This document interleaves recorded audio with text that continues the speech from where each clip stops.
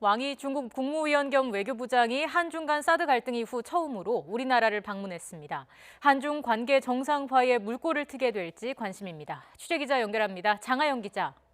네, 외교부입니다. 네, 왕이 중국 국무위원회 방한 일정 어떻게 됩니까? 네, 조금 전 입국한 왕이 국무위원은 오후 4시에 이곳 외교부 청사에서 강경화 외교부 장관과 만나 한중 관계와 한반도 정세, 지역 문제 등 다양한 현안에 대해 의견을 교환할 예정입니다. 회담 이후인 6시 반쯤에는 장관 공간으로 자리를 옮겨 만찬을 진행할 계획입니다.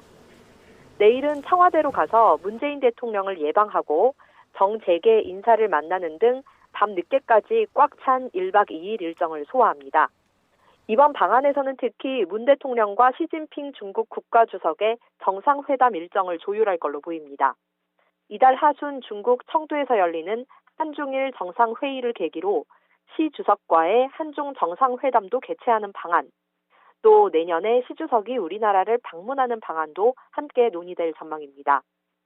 시 주석의 방안은 지난 2014년 7월이 마지막으로 문재인 정부 들어서는 아직 방한한 적이 없습니다.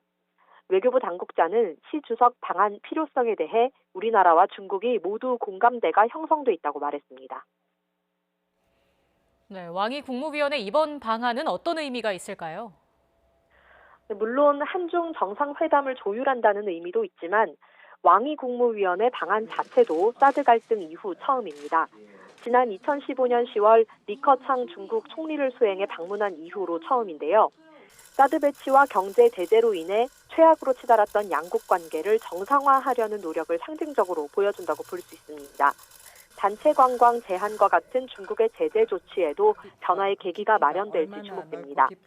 한편으로는 미중 패권 경쟁 속에 있는 중국이 여러 요구를 할 가능성도 있습니다.